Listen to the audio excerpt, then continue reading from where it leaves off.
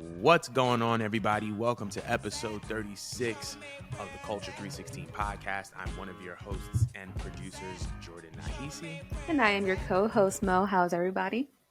Thank y'all so much for tuning in once again. This is our going home show before WrestleMania 39, live from LA. Just want to give a few pre-show reminders to let you guys know that if you can't make it out to LA, it's all right. We got you. 316 spaces on night one and on night two, hosted by the one and the only Mo. She's going to be holding it down. I was going to say, I know, Mo, you was going to say something about it. I'm definitely going to be holding down with me and my bestie. If you guys were in the spaces before, my best friend Zaire is going to be watching, and we're actually going to be celebrating as well our anniversary of our friendship, because we met each other during WrestleMania weekend. So it's going to be lit. I'm expecting me to be drunk and shit-faced. It's going to be a good time, guys. Please pull up. Like, come on. I'm pretty sure you guys are, scrambling for plans. WrestleMania, going to Hollywood, the tickets were expensive, and some people couldn't get hotels and stuff like that, and they wanted to see their friends. Just come in. Let's just pull out a drink, go roll a blunt or something. Just watch with us, and it'll be like you're at home with a bunch of friends. Exactly. Think of the celebration of friendship between Kevin Owens and Chris Jericho, except there will be no heartbreak. That's what Mo and Zaire are. Oh, yeah. So, be sure to pop out on night one and night two of Mania. Also, our season four is going to begin next show. We're going to have our little anniversary episode, and we have a return. And if anyone knows about Culture 316, you're going to be very, very excited, but we're not going to talk about who's coming back. But yes, be sure to tap in for the next episode. But without further ado, we're going to get this show on the road. So first things first, all right? Obviously, there's been a lot of talk and a lot of speculation regarding Jon Moxley's comments about the CM Punk incident on a recent episode of the Sessions with Renee Paquette. You can listen and stream it at your earliest convenience. But Jon Moxley had a lot of things to say. Recently, CM Punk kind of talked about the incident on his what was it? He talked about the incident on Instagram. That's where it was. And I'm gonna find the screenshot right now. Instagram story. He pretty much just kind of talked about the entire shebang. And so here we go. I am pulling up the screenshot right now. Okay, so this is the screenshot. He said, "Sigh. I wasn't cleared to come back yet. Then plan was to wrestle at the pay-per-view. I sat and listened to Moxley's Rocky 3 idea. I explained how I'd never seen a Rocky movie, and I thought the idea sucked. But if the boss wanted to do it, whatever. He said he wouldn't lose to me. I'd never experienced someone refusing to lose to me. I just laughed. I asked Tony asked Tony if this was what he wanted. He said yes. He's the boss, so I said okay, but I'd need to be cleared first. They kept saying it could just be a squash, so I didn't need to be cleared. I scoffed at that. My health is more important. Dave Meltzer is a liar. Jericho is a liar and a stooge. There were plans, but plans always change. But I'll never put a company above my health ever again." So that was kind of like his little screenshot in regards to the incident.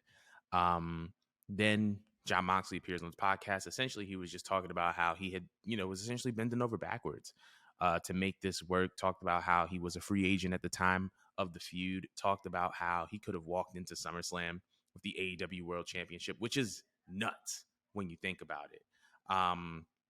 But I kind of wanted to know your take on this entire situation regarding Jon Moxley's comments, CM Punk's comments, and, where do they go from here? Well, just for the audience's sake, just paraphrase what Mox was getting at. Oh, paraphrase what Mox was saying? So yeah. He was just saying that, he bent over backwards for this entire situation. You know what I mean? He bent over backwards for this, and essentially, like he also was just talking about how like he doesn't think that this is news. He thinks that, just because something is on the internet doesn't mean that it's news, and that there's so many other cool things that are happening in AEW besides, this debacle. So that was essentially what he was saying. Okay, yeah. So to respond to that, I'm 110% on Mox's side. I've been saying this since the incident happened during All Out, and I just feel as though a lot of I feel like when it comes to Punk, and I'm not sure if it has to do with like age or maybe him just being bitter in general.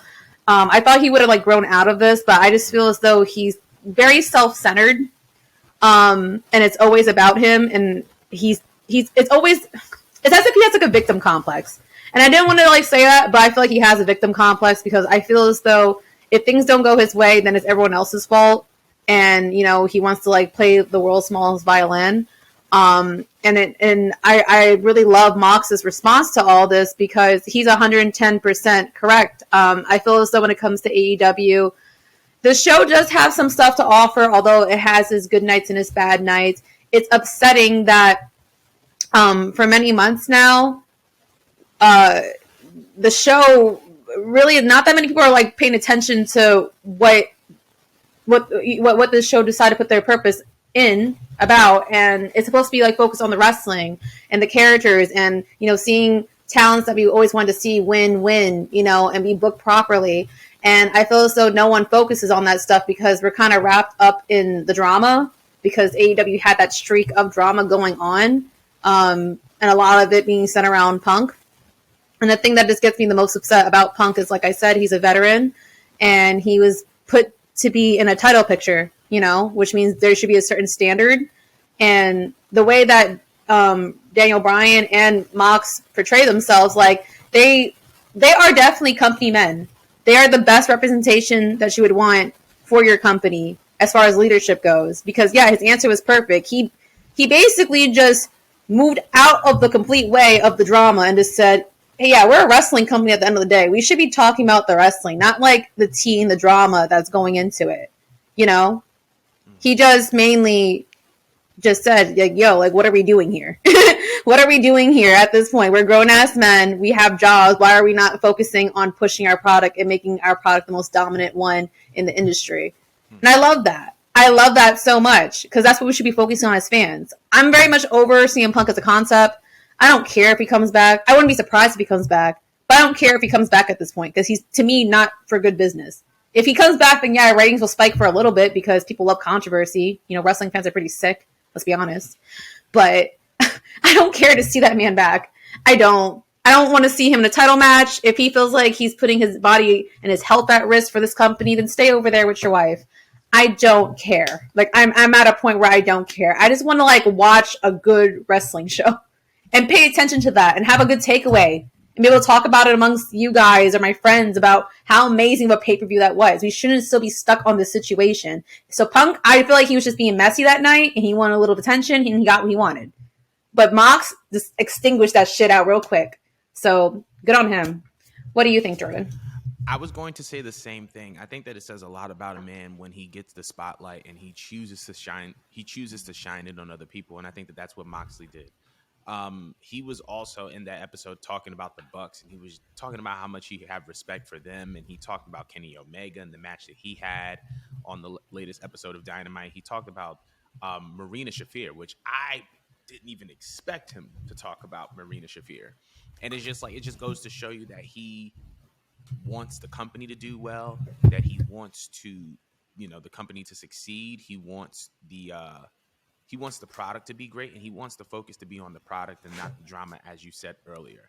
And I think that that says a lot about him and his character because he could have easily used the drama and the tea to kind of elevate himself, to kind of elevate whatever, agenda he wanted to push. But the fact that he was more adamant about talking about the product and the evolution of the product and how the product is doing really, really good things, I think says a lot about him. And I think that that's really, really good on him. As it pertains to Punk, I kind of am in agreement with you. Like we're in March. April is literally a skip and a hop away. And the fact that we're talking about something that happened in September is just at first it was cute. At first it was cute. At first it was cute. Like now it's just exhausting. It's just exhausting and it's annoying. And I want to be able to move past it. And I think that the majority of the wrestling world kind of feels the same way. We don't care about the all out brawl anymore. Whatever happened. It is what it is. We just want good wrestling, and I think that's kind of where everybody is at. That's kind of where I stand on it. So we want to know your opinions on John Moxley's comments on the sessions. Uh, Once again, it was a great podcast, great episode. I encourage everyone to listen to it in full. But we're going to be moving on. So it looks like WWE also has a new person that will be inducted alongside Rey Mysterio this year for the WWE Hall of Fame, and that woman is Stacy Keibler. That's right. The former WCW Women's Superstar is being inducted into the Hall of Fame, taking her rightful place. So I wanted to know what your opinion on the induction of Stacy Keibler into the WWE Hall of Fame. What is that? How do you feel about that? Let me start off by saying I actually do like Stacy Keibler. I was a fan of her as a kid. I loved her look. I thought her entrance was brilliant because it was so simple, and all she had to do was bend over on the top rope, and everyone just popped. Like, that's so iconic. That is so iconic. And she did have some memorable moments. With her taking a lot of bumps and working with the Dudley Boys. That's one thing about her. She wasn't good at wrestling. She knew she wasn't good at wrestling, but she utilized what she knew. And she used her long limbs. And yeah, when it came to bumping, she did take bumps. Except for that one time with Lita when she did a moonsault. And she just lay there like a dead fish. And then Lita was so pissed off that she just stood up from her moonsault. Didn't even collect herself and just cursed her out. That's the one time I saw Miss Stacy not take a bump. Or not stopping my girl. Okay? Other than that, I actually like Stacy as a person and a wrestler. My only thing is that you had all these women that came back and they did returns and they did some work for the WWE. I was expecting someone like Michelle McCool, since she's been part of most of the Royal Rumbles. I was expecting maybe Melina, since she made an appearance last year. Mickie James, although I understand because she's an Impact, maybe they haven't crossed that bridge yet. I would love to have seen people like Jazz. Since we mentioned Michelle, I still think Layla, despite the fact Twitter wants to argue with me, yes, Layla should definitely be inducted. I just thought it was just odd. But at the same time, part of me is just all right, what exactly is the qualifications to be inducted into the Hall of Fame? Because it's so random every single year. It's never off of really anyone's work rate, who was the better wrestler, who was more charismatic. I feel like it's just random.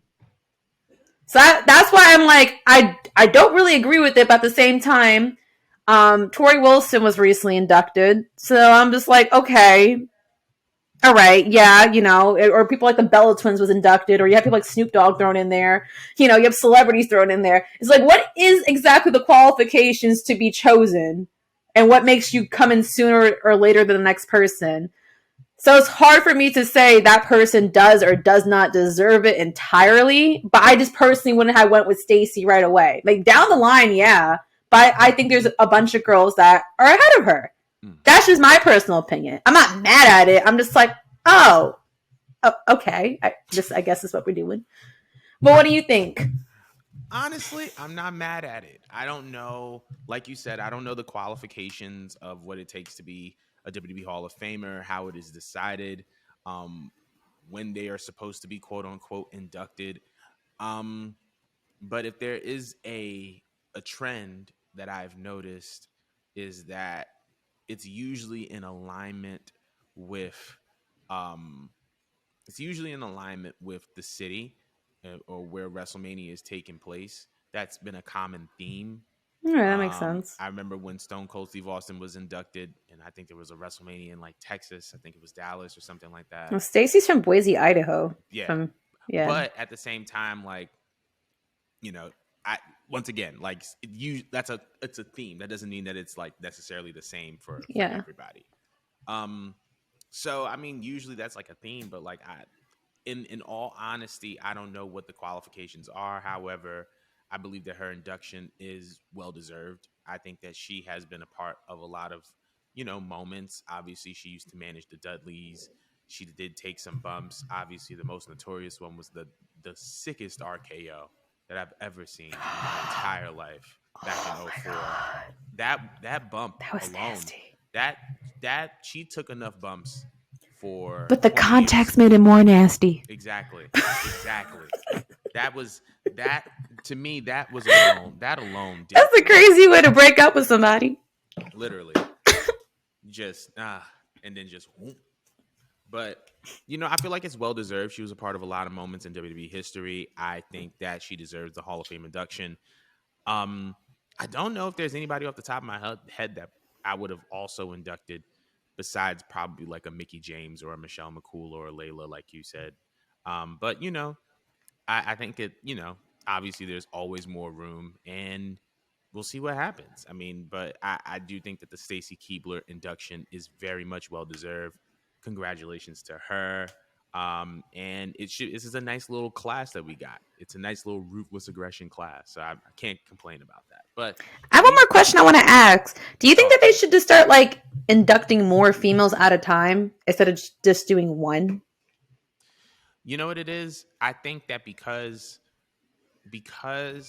the ratio between men and women is so lopsided as it pertains to the amount of men superstars in WWE versus the amount of women, that if you start inducting all the women at once, then as you get further and further down the line, there aren't going to be a lot of women to induct unless there is this heavy influx of women who come into the WWE, have like a really good career, even if it's for like a short amount of time, and then they get put into the Hall of Fame. So I think for now, the pace is good because they're basing it on the proportionality of between men and women superstars. Because you think about it, you have your tag team division, you have your mid card division, you have your heavyweight title picture. WWE just started having a women's tag team title picture, and it didn't even have that much depth. Then you have the women's title that doesn't have much depth either. And if Mm-hmm. we talk about women superstars before the women's revolution, um, I feel like you can't really name a heavy amount of women that have had a Hall of Fame worthy career. So I think that the way that they're doing it is proportionate, because the way they're doing it is at a pace, because I think that is proportionate to traditionally how many men superstars they've had versus how many women superstars they've had. What about you? I disagree only because well, it's just that over the years now we have a spike in female talents Mm, as opposed to 10, 15, 20 years ago. We had a very very true. small roster. I mean, you remember playing the video games and they only have like a couple girls at a time, like maybe Right. four. Maybe when it got a little bit bigger, like eight, but now we have many different faces, Yeah. So I feel like it would make more sense to induct more women at a time now because as the decades go on, and not for nothing, females don't tend to last in wrestling as long. Not so much for like looks reasons, but because a lot of people want to settle down and have kids and be a mom and be committed at home. Right. I feel like it would make more sense over time now to put, not saying like give me five at a time, but like two to three, I think is reasonable because we still have some old faces from the Attitude Era that could be inducted. We still have faces from the Ruthless Aggression era and the Divas era that are all in conversation, and we haven't even got to them to be inducted. And we have so many years to go, and Right. so many more women down the line that are gonna that should be inducted. Right. That's just that's how I think about it in ratio. That's a good perspective. I didn't want to say I didn't think of that, but the approach that you took was really good, and that's something to keep in mind. But I want to ask the people them at home how they feel about more women being inducted into the WWE Hall of Fame at a time because of the increase of women superstars in WWE. But we're moving on because it seems like there has been a little bit of a leak. Um, I was able to go on the internet a while ago and saw that there was Fight TV had put out an ad for AEW Plus, which would contain all of AEW's programming, Dark, Dark Elevation, Dynamite, Rampage, and then some. Wanted to know, and it's cost $6.99 a month, and I think that they had taken it down, but wanted to know, would you pay $6.99 a month for AEW Plus on Fight? Can you just give me a rundown on what you saw that it includes for $6.99? All right, so I'm going to go to where I saw it, and I'm gonna find it AEW Plus. Um, Cause not for nothing, WWE for that little $9.99 gimmick, we got a yeah, lot. We got you a do. lot. We got all the old matches. We had like some segments, some cartoons going, different So types of interviews. Go on. so it says you would get Dark Elevation, you would get AEW Dynamite live on Wednesdays, you would get uh Rampage on Fridays, and Battle of the Belts. God bless Whew, you. thank you. Mm. Um, and it looks like that's it. I assume that it would also be um I assume that it will also have like their library. Um, but yeah, that's it looks like that's it. So I wanted to know, um, is that something that you would sign up for? Is that something that you would be interested in? I would, but I feel like since AEW is so creative and like they let people do stuff on YouTube, like you have like the elite always making like their little stupid gimmick things and segments. I thought they should add that. They should add like some type of programming, just some extras if they're going to do that. But I mean the baseline for $6.99 that I think makes sense. But I feel like they're creative enough over there that they should have like this again like a side show going on. Something just for fun, Yeah, you know whether it might be documentaries like how WWE does their 24/7, that'd be cool. Get to know some of your favorite indie wrestlers, although everyone here is a mark, so they know everyone's freaking history. right. That'd be pretty cool.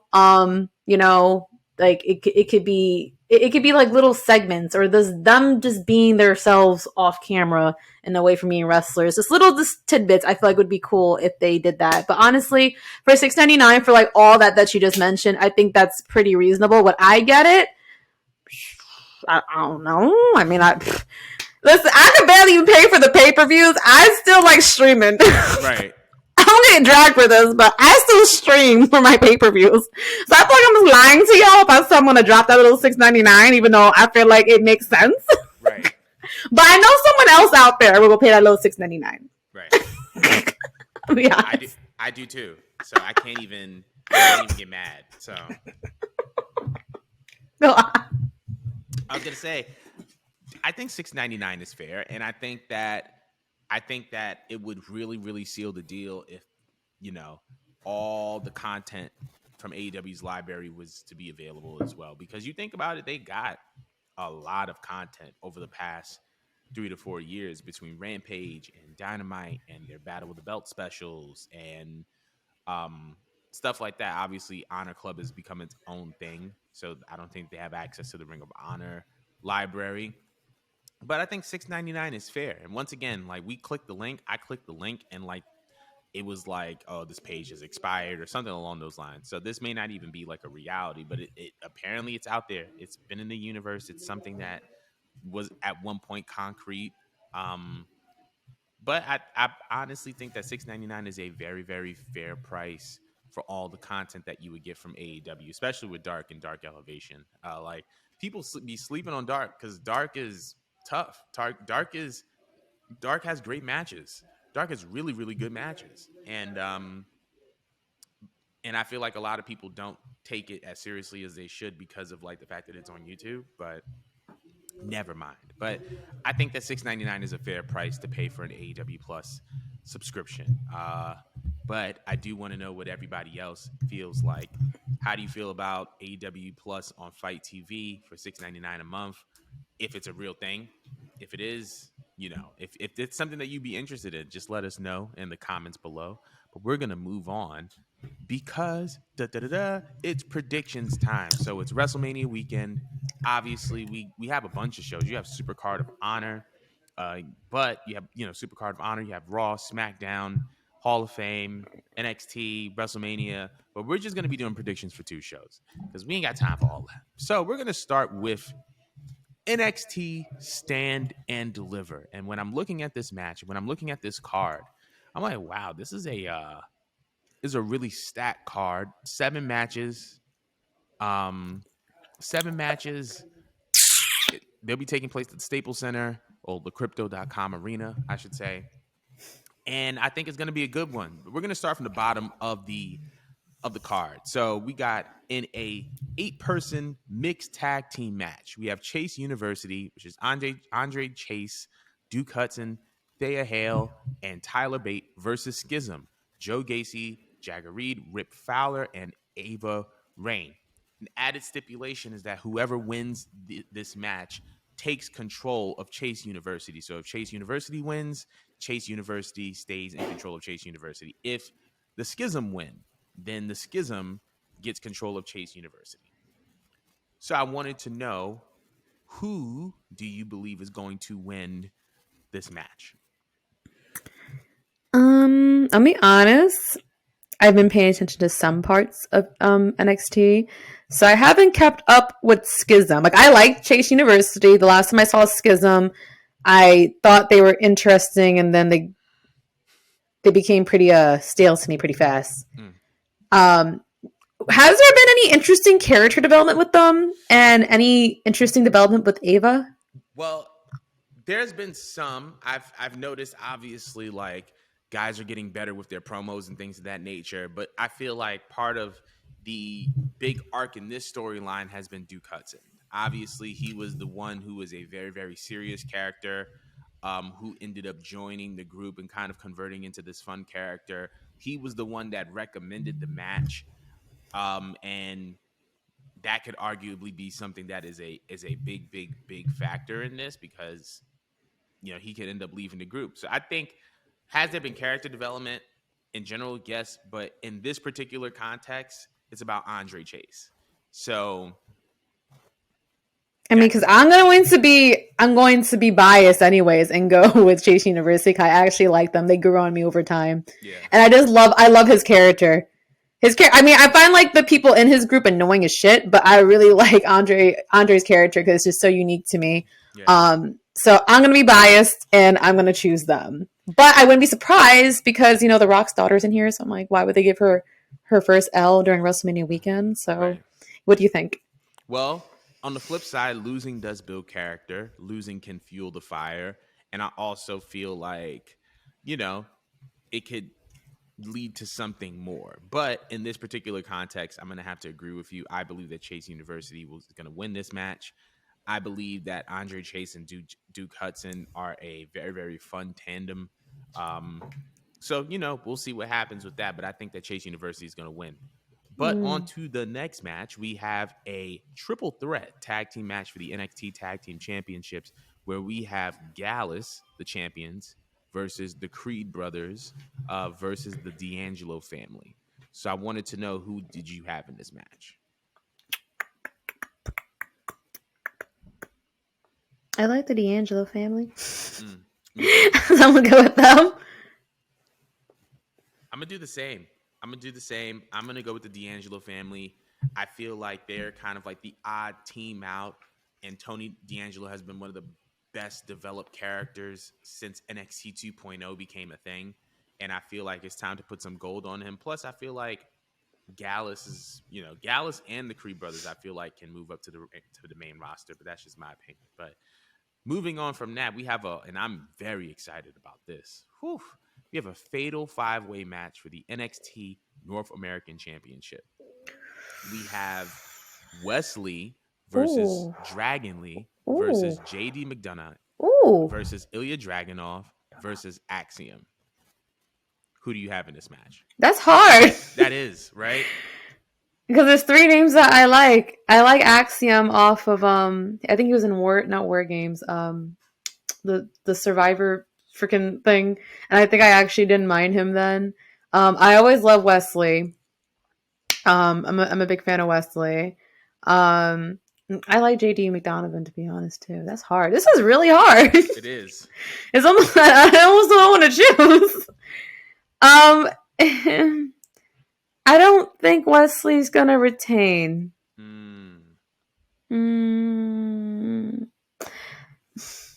I could see it going to JD. I'm gonna go with JD. Even though I would like Wesley to retain, I feel like he had it long enough. What do you think? I think Dragon Lee is gonna win.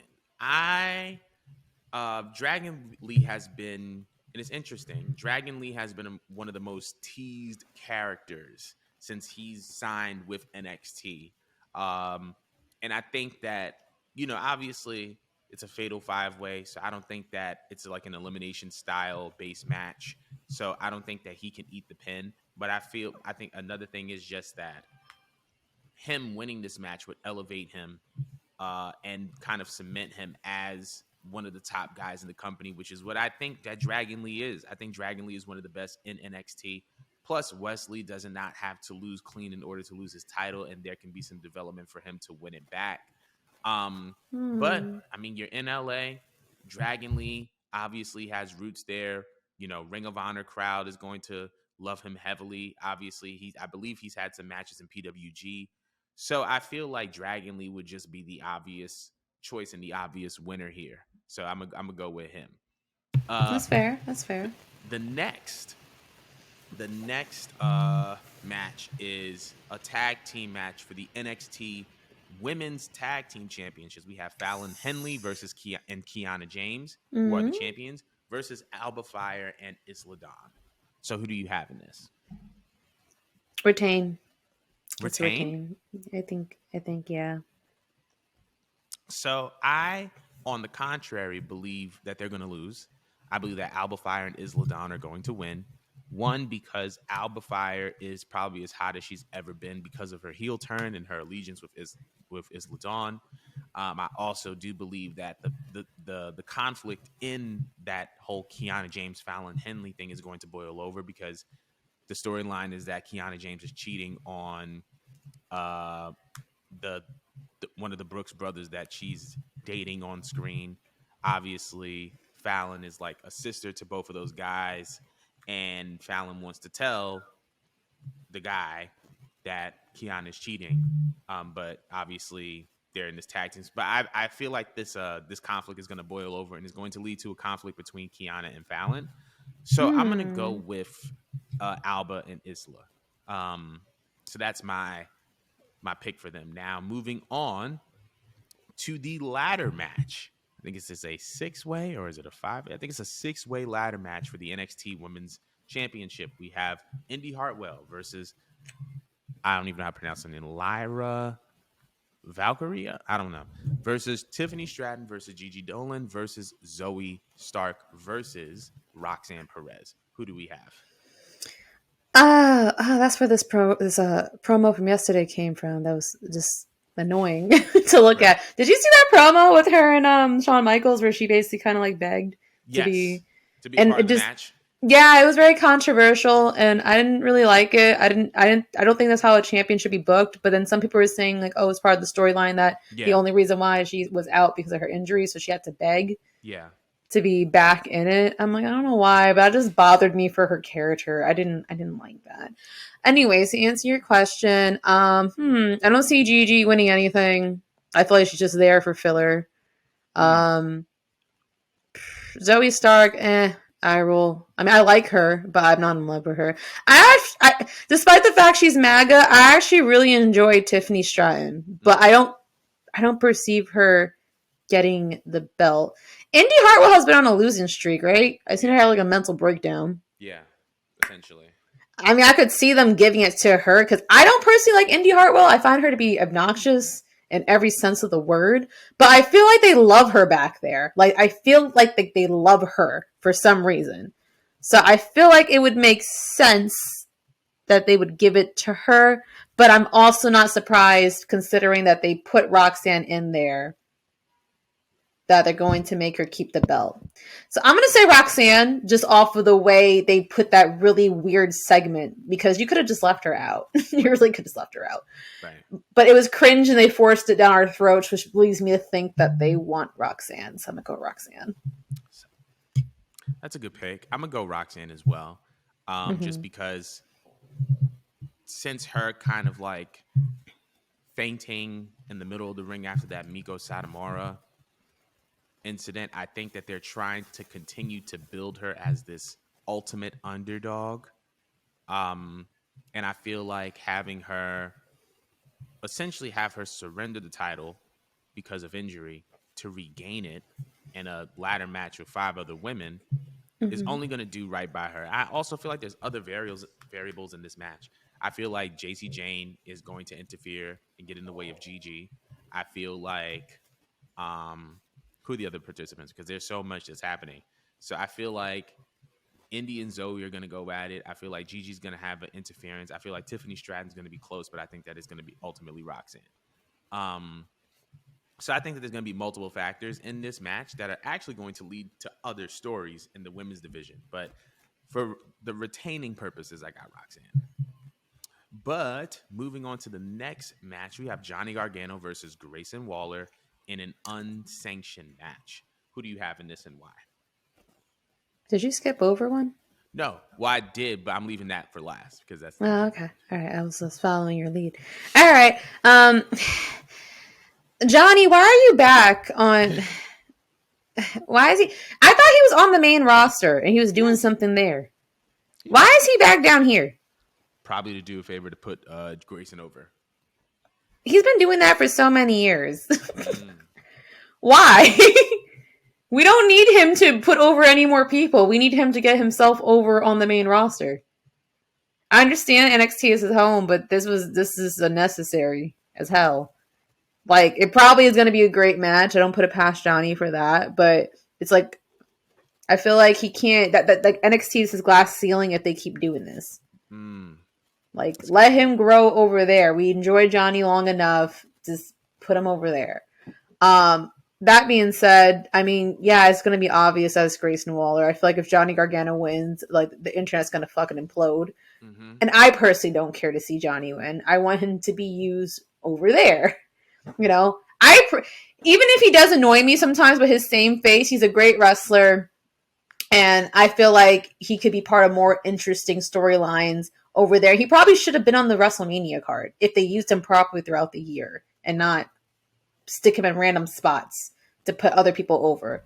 I'm not sure if he's fine with doing that because, like, he's a dad now. But to me, I just find it just odd. Like, I don't know. Does he feel like in his head the best he'll ever be presented is in NXT? So he just keeps giving back, or he's just giving to other people and pulling a Daniel Bryan? I don't know. To me, it's like, why are you setting your own self back? People call you Johnny Wrestling for a fucking reason. Like, shouldn't you want to shoot for being one of the main event guys? Yeah. You know? I don't know. Sorry I'm sidetracking here. It's just that I'm a little bit frustrated with what they're doing with Johnny. So anyways, I'm going to go Grayson Waller. What's your choice? I actually agree with your point. I'm going to go Grayson Waller as well. I think that this has the potential to...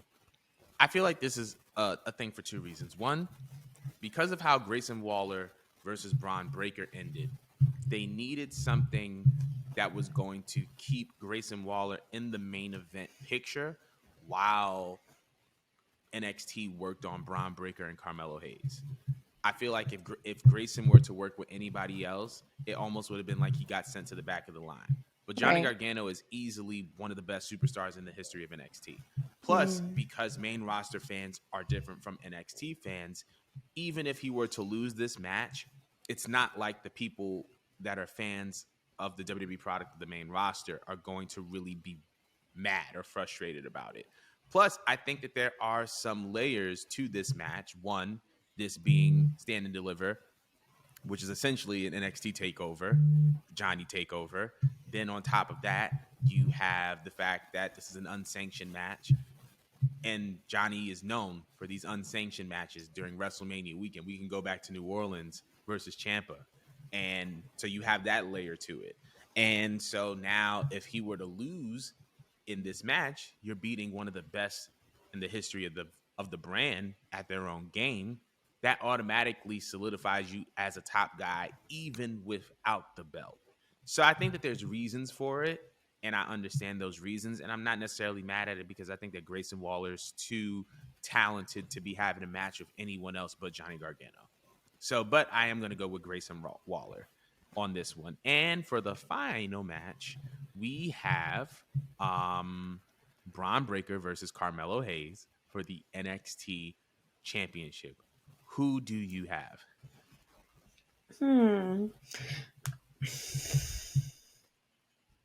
Part of me wants to say that Braun. Wait, no. How am I going to change my answer? I feel like one of them, whoever loses, has to go to the main roster because both parties are more than ready to go to the main roster and could be properly used. Hmm. I do see them giving it to Braun Breaker because he is like down there, like the Roman Reigns Mm-hmm. of NXT, and not in a bad way. It's just that he is that guy. Yeah. He's just that guy. Like they have a vision for him, a vision board set up for him. He's supposed to be that guy. Like he's supposed to be established when he comes into the main roster, being a problem. So part of me sees it going to Ron off of that and just stacking his resume. And maybe letting him walk onto the main roster with the belt just to show his face and to show who that guy is. But then part of me also thinks they may just give it to Carmelo for that exact reason and then put Braun Breaker on the main roster after WrestleMania without a belt. Either way, I'm thinking ahead and I think I see Braun being on the main roster. So, since Trick Williams is here and he's always bullshitting and helping, I'm going to go ahead and say Carmelo's going to have it. And then Braun goes to the main roster. What do you think? My personal opinion, I agree with you. I think that Carmelo Hayes is going to win the NXT title. And I think part of the reason is because Braun Breaker was never supposed to be the guy in NXT. This was supposed to help fast track him to the main roster so that he would be prepared for the main roster. Braun Breaker has always been a main roster guy. And if you don't believe it, watch WWE programming and see the fact that this man already has a commercial with AJ Styles. And he's in NXT. He's always supposed to be a main roster guy. And I believe that this match has to happen because Carmelo has always been seen as kind of like he kind of filled in the slot of where Velveteen Dream was, right? This charismatic. Oh, that's a very interesting comparison. He was the charismatic guy who can put on a great match, a great performance, and a great promo, regardless of where you put him on the card. And I believe that because of that, he definitely deserves to be the guy in NXT. And because of that, I think that's one of the reasons why he's going to get the belt. You know what I'm saying? So I think that Carmelo Hayes is going to win it. Him having Trick Williams in his corner, once again, going to be the X factor in this match. But I believe that Braun Breaker is about to go up. We've talked about Hunter having surprises for the Raw after Mania, and I believe Braun Breaker will be one of those surprises. So we'll see, but that's just my prediction for that match. But that concludes our NXT Stand and Deliver matches. We want to know what you guys feel about these, but we're going to be moving on to WrestleMania 39. So a little bit of a fun fact before we jump into these WrestleMania 39 predictions. We looked it up before the show. WrestleMania 35 had 16 matches, including 4 pre-show matches, all that happened during the course of a day. And this WrestleMania 39 has 11 matches that are split between 2 days. So a night and day of a difference. Round of applause to Hunter for making WrestleMania watchable once again. But we're going to start from the bottom of the card and go all the way to the top. I don't even want to call it the bottom of the card because we don't know where these matches are going to fall. Let's start. Dominic Mysterio versus Rey Mysterio. Who do we got? I think it's pretty obvious that they're trying to give that to Dominic because they're trying to establish his character. I think we all could agree with that, and that they're trying to send Ray off in a wholesome way to the Hall of Fame. So, what do you think? I agree. I believe that Dominic Mysterio is going to win this match. Fun fact, the last time WrestleMania was in Los Angeles, do you know who Ray had his match against? Who? Eddie Guerrero, WrestleMania 21. Oh, So I believe that we're going to get some callbacks between the Eddie and Ray match that happened at 21 in this match. I even expect to see some Eddie Guerrero inspired gear by way of Dominic Mysterio, especially since he's been dropping Eddie's name over and over. Yeah. So I definitely want to. I think it would be sick if that man came out in the lowrider. I think that would be so. I will lose my shit, and so will Sasha. Oh my god, Mercedes. Sorry. Exactly. I think that would be sick. But yeah, I got Dominic on that one. But now we're going into the men's WrestleMania showcase, which is a 4-way tag team match Braun Strowman and Ricochet versus the Street Profits versus Alpha Academy versus the Viking Raiders. Who do you have? I'm always going to choose the Street Profits in every situation, just because I love the Street Profits. Yeah, that's my only reason. I just love the Street Profits. Braun Strowman could kick rocks. The Viking Raiders don't really do it for me anymore. And the Alpha Academy is just so corny. I'm sorry, I can't stand them. I know that's their point to be annoying, but they're just obnoxious to me. But yeah, Street Profits because I feel like they're trying to do something with the two of them, especially Montez, in the future. What do you think?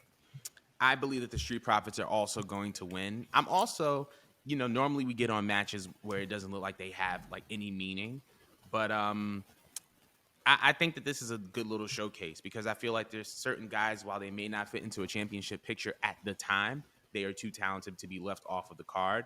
And I think this is a good way of including these guys without making it seem like it's just to include them. And especially since on commentary, they've been building up these WrestleMania showcases as something that can change the trajectory of someone's career. And I think that's a great way of positioning it. I got the Street Profits winning this match. Yeah, because it's the Street Profits. Anyway, we're going to be moving on into the women's WrestleMania Tag Team Showcase where we have Liv Morgan and Raquel Rodriguez versus Natalya and Shotzi versus Ronda Rousey and Shayna Baszler versus Chelsea Green and Sonya Deville. Who do we have in this four-way women's tag?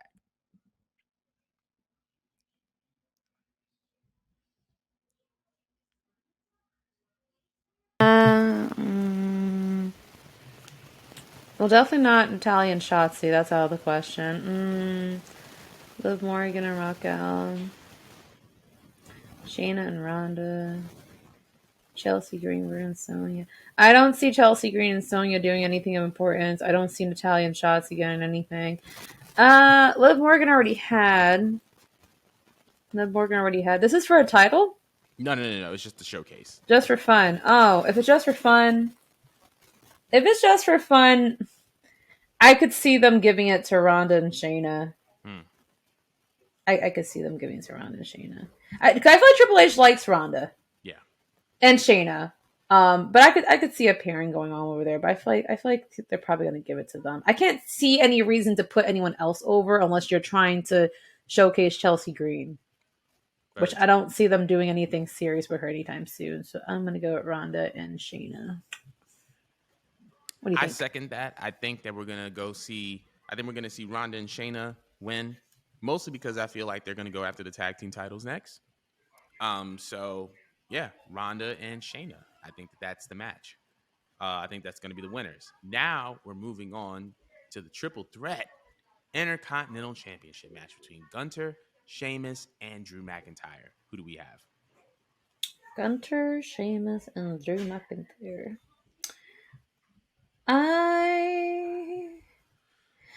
I'm biased because I always want to say Gunther.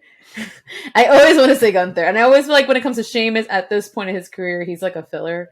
So I don't really look at him as being like, not that he's not competition. Like he's a great wrestler, obviously. But I feel like he's a filler at all times at this point. And I feel like if they give it to Drew, it's just going to go right back to Gunther. I'm going to say Gunther. Gunther. I got Gunther as well. I think Gunther is going to come out as the champion. I think that this is, and I think that Gunther is going to be the champion. And I don't think that Gunther is going to drop it unless they officially split the belts into two. It's by split the belts, I mean like the Universal and the Undisputed title. Interesting. So there's that. Then we have Edge versus Finn Balor, Demon Finn Balor, in a Hell in a Cell match. Who do you have? This is how many more months does Edge have left in his contract? I have no idea. I feel like he's on his final year or last few months. I feel like it would only make sense to put Finn Balor over because they obviously are heading in a certain direction with Judgment Day. Mm-hmm. You know, they got Rhea on her own path, doing something with Dominic or whatnot. Damian Priest is doing his own thing. And then what Finn, I feel like it would only make sense if across the board they all won, they all dominate to just fuel their faction as a whole and establish them more than they Mm. already have been. And they probably could cut a promo about that next episode. It would make the most sense, and I feel like Edge is in the giving era of his career, especially because I don't see him getting a title belt opportunity at this point. I don't. So, gonna give it to Finn, and I'm expecting it to be a really good match. Yeah. This one's gonna be sick, and I'm excited. Getting a Hell in a Cell at WrestleMania. When was the last time we had one? I don't even remember, but also to throw in, there's no more red cell. It's just the regular color silver cell. Oh, thank God! Thank you, Hunter. Thank you. It's just a regular cell. Who decided that red was a good color for a cell? Like, my eyes already naturally hurt. Okay, Big blood vents. That's what it said. Big blood vents. it's just like, why did you think that was easy to see? Like, gray, I understand. Black, I understand. Even if they want to do a navy blue, I would understand. Why a bright color? I cannot imagine being a fan watching from like an aerial view, seeing a bright behind red cage, and then trying to see people wearing colorful outfits move around. To play devil's advocate, I was gonna say, to play devil's advocate, it may have sounded like a good idea, but it just didn't look good on camera. You know what I mean? They had many years to figure that out. Yeah, but you know, it God. is what it is. But I'm gonna go with Finn. I'm gonna go with Finn, as you said. Edge is in the giving mode. I also feel like when it comes to who can gain the most from this, I believe that it is Finn Balor, someone right now who is currently not in the championship picture, who, if he were to get a victory at WrestleMania over a guy like Edge, I think that that would do wonders for him. Plus, we haven't seen the Demon in a while, and we have to keep the Demon strong. So I believe that Finn Balor is going to come out on top. His entrance is going to be sick. Who's going to have the better entrance? Cool. Finn is going to have the better entrance. Are we going to get the Brood character again? I think we are. I think we're definitely going to get the Brood. I think we're going to get Brood Edge versus Demon Finn. But remember, this is the first time we've seen Demon Finn Balor under Demon Finn Balor as a heel and a part of a faction known as the Judgment Day. So now it's like, is he going to go with red and black? Is he going to go with black and purple? Is it going to be purple, black, and red? You know what I'm saying? So, I, the opportunities are endless. But I am going to go Finn Balor on this one. But next match, we have, I really hope this is on night 2, Becky Lynch, Lita, and Trish Stratus versus Damage Control. Who do you got? If Damage Control does not win at this point, what are we doing here? Because they've been on a losing streak. Right. And that is not what I support. I understand you want to keep your champion strong, which is fine. They don't have to wrestle. But the people that are going up against, why are you making them look like wimps? And making them consistently lose back-to-back, Hunter.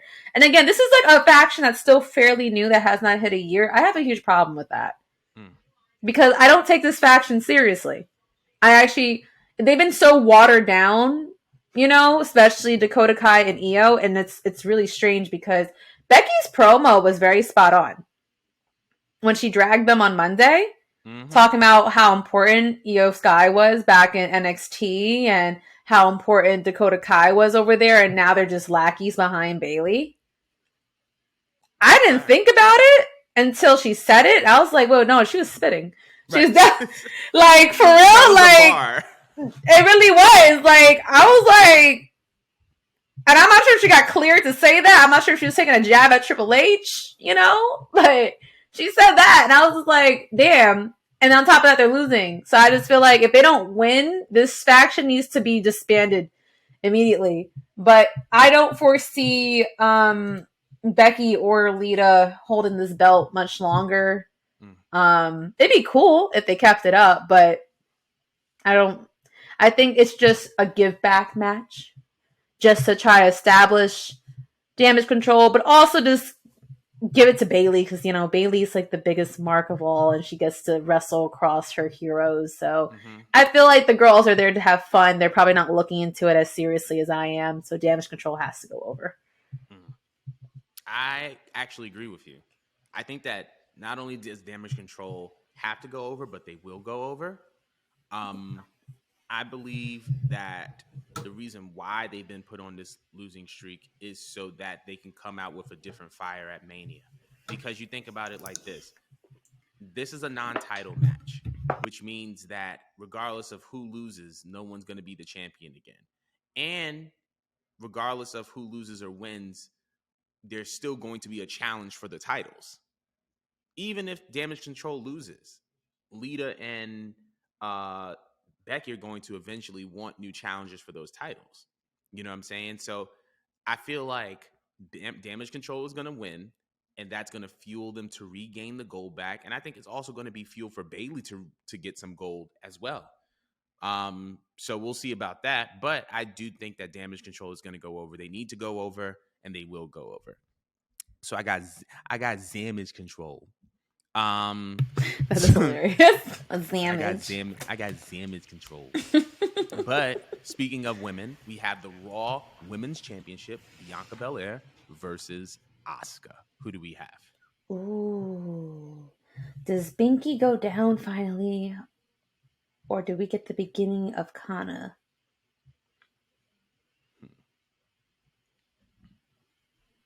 This one might stress me out. Because I love Bianca. I love her. Right. And she's in her John Cena era. So it's very hard to picture her losing because, like, there's a reason why she has the belt for this long. Mm-hmm. And you had to ask, is this going to be like an extended feud? Because there's not that much substance between the two of them. It really is just put on because I don't think, have these two had a one-on-one with each other before? Have they ever? I believe, let me see. Like a real one-on-one? I'm gonna check. I'm not sure. I know she was. They did on an episode of Raw. On an episode of Raw, they had a one-on-one. Okay. I feel like if Asuka doesn't win, then it kind of takes away from her character because a lot of people aren't already taking her character seriously. They think that it's just basically Asuka just with different clothes and paint in her mouth. And I feel like we're gonna see like the character in its full form at WrestleMania. Mm-hmm. So I feel like it only makes sense if she wins. But the question is, how is Bianca gonna win? See, if you're trying to make her look strong and pull a John Cena type shit in the never give up, they could pull what they did in I can't remember which NXT takeover it was, but I know that it was the first time for Shayna, she passed out. She refused to tap out. If they want to make Bianca Belair still look like a superhero that she is, they could have her in the Asuka lock and have her literally just pass out and no one could complain because it's just like she didn't go out like saying, I give up. It was just, I gave out. Right. You know, you don't get more gangster than that, I'm saying. So I'm going to give it to Asuka. Yeah, and this is gonna end the reign of Bianca, but it could go back and forth. It could be. She could afford to lose in that way and still get a rematch, and they could take this elsewhere. Right. But who do you think? I got Bianca. Why? So here's my thing. I believe that Asuka is in a very, very good position, loser win, because of her performance at Elimination Chamber, it's already been solidified that this is a different version of Asuka, right? So we have that clarified. She's already strong. That's one. Two, I fully believe that this can be the turning point for Asuka in the sense of her fully turning heel. Because she's a tweener right now. She's not necessarily a face. She's not necessarily a heel. She can easily do one of the things where Bianca wins after a hard match and then Asuka attacks after the match and puts her out, and then that leads to a rematch at Backlash where Asuka can win the title. But I believe that the reason why Bianca should win is because it's just because of the building of the WrestleMania resume for Bianca Belair. We talk about Bianca being the John Cena, the women's John Cena. John Cena's WrestleMania resume is deep. First WrestleMania, he beat Big Show for the US title. The second WrestleMania, he beat JBL for the WWE title. The next WrestleMania 22, he beat Triple H for the WWE World title. The next WrestleMania 23, WWE title. He's had to stack his WrestleMania victories so that whenever he would face the person that he really wanted to face down the line, that match would have an extreme amount of value. Bianca and Rhea, when it happens, is going to happen in time because Rhea and Bianca are both stacking their WrestleMania resumes. Because I believe that, and we're going to get to this when it's time, but I believe that Bianca has to continue to build her resume at WrestleMania specifically, and I think that Rhea has to do the same. And in order for Bianca to have that WrestleMania resume, she has to go through Asuka. She has to beat Asuka. So I think that that's what's going to happen. I think that Bianca is going to beat Asuka. You don't feel like that still pulls away from Asuka because they kind of already diluted her for so many years and they fucked her up at WrestleMania starting with Charlotte, actually. Yeah. And that was like 2017 or 2018. That's just my biggest ick about it. Like, she has never felt that special since.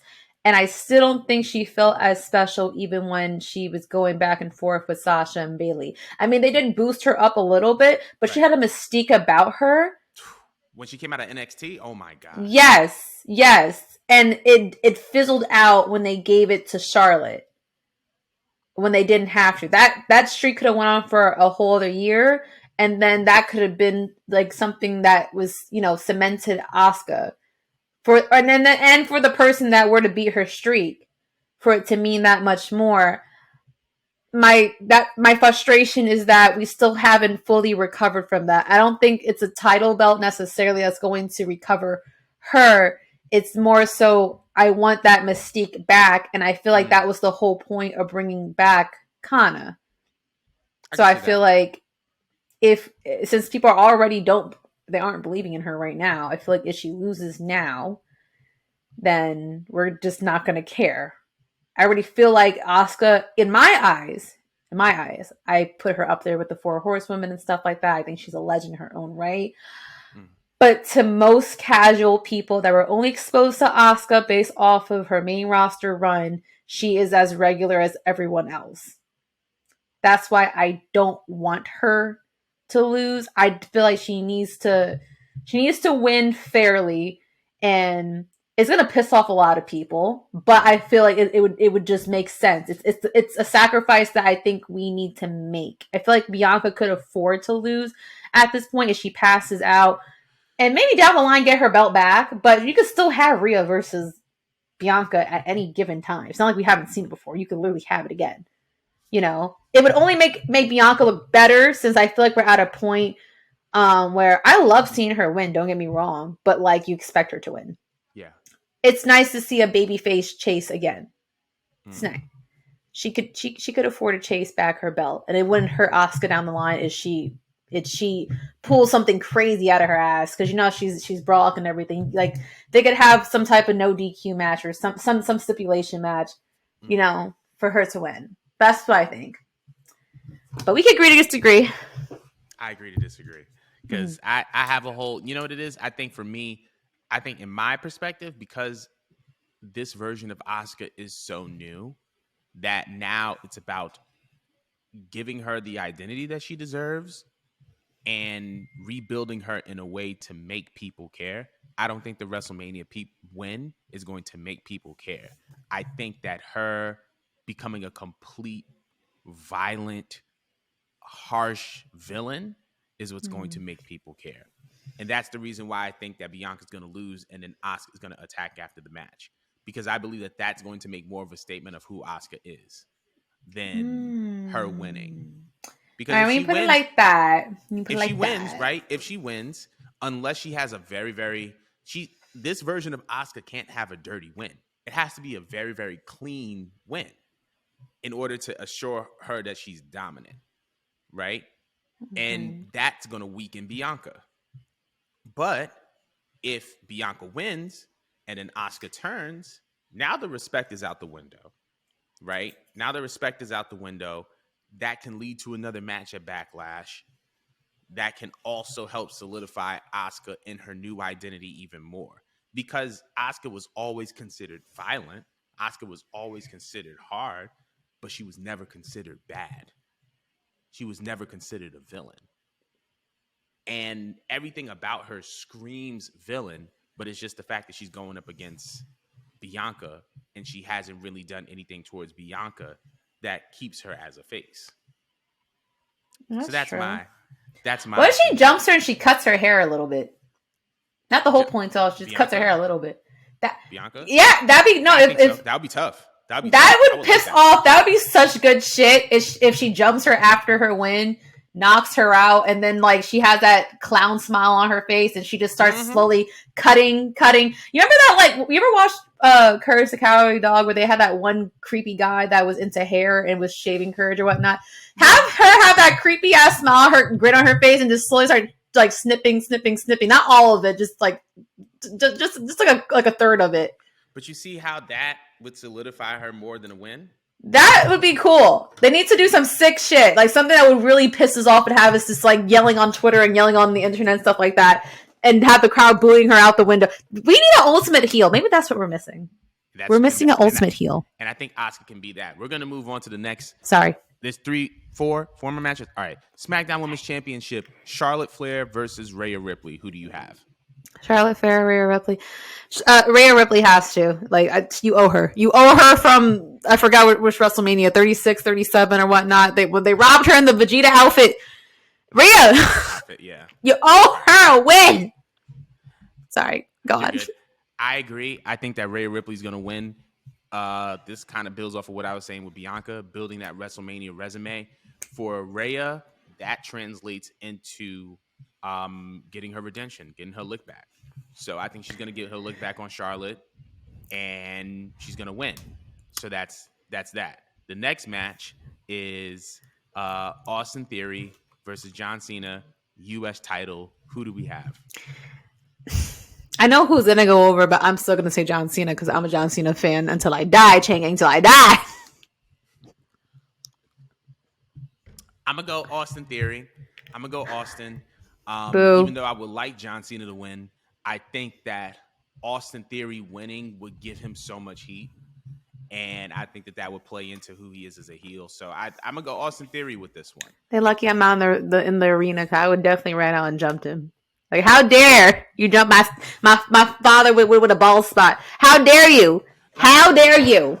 Not father with a ball spot. My father with a ball spot. But moving from that, the Usos versus Sami Zayn and Kevin Owens for the undisputed WWE Tag Team Championships. Who do we have? Kevin Owens and Sami Zayn. I feel like this would be all for nothing if they don't win. I agree. I'm going to go with that as well. Sami Zayn and Kevin Owens. I think all roads, no pun intended, have led to this. And I think that we're going to see KO and Sami win those WWE Undisputed Tag Team titles. And now, for the main event, Cody Rhodes, Roman Reigns, Undisputed WWE Universal Championship. Who do we have? Uh-oh.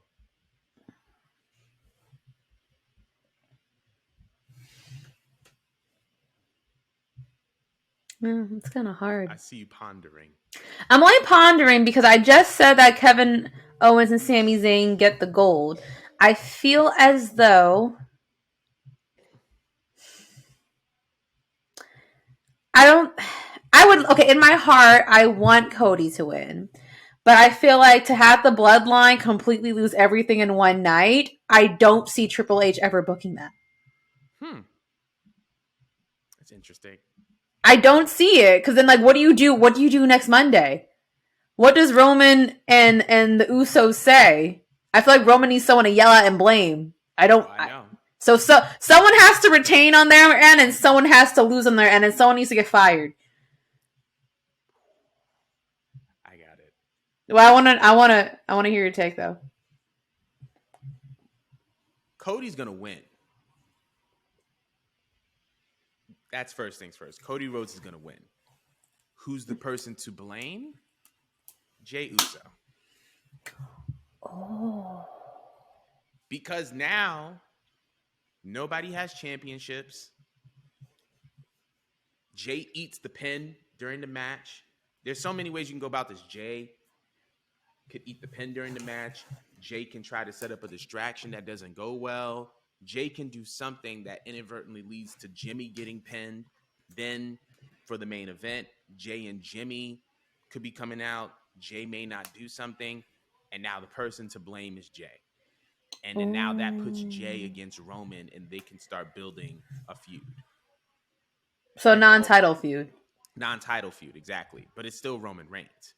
And I feel like the way that Roman is going to lose is going to be in a way that doesn't show him off to be weak, but shows how his family, who is flawed, gets in the way and then messes up the dominance of the group. And I think that Jay is one of the guys that's going to be like heavily blamed and heavily ostracized. And I think that that's going to be the beginning of the end of the bloodline. I think he's going to beef with Jay. Then Jimmy's going to side with Jay. Then Solo's going to sign with the Usos because that's the older brother. And then that's how it's going to go down. But that's just what I think. I think that Cody Rhodes is going to win. Okay. When you break it down like that, now I want to say Cody. But I just wouldn't be surprised if they give it to Roman just because, again, it's Hunter booking it. Very true. But you gotta support our civil rights leader, Cody Luther King Jr. Of course. But anywho, that concludes our WrestleMania predictions. Once again, join us in the spaces. Saturday, Sunday. He's gonna be in the show. Mo, I'm gonna be there for night 2. Night 1, I have some business to take care of. But Mo's gonna be hosting the spaces, so be there for those WrestleMania spaces. But that concludes our show for today. Thank you guys so much for tuning in. I believe this is going to be our last episode of season 3. So next time you see us, it'll be season 4. We got some new branding on the way. It's going to be really, really exciting. But thank y'all so much, and we'll see y'all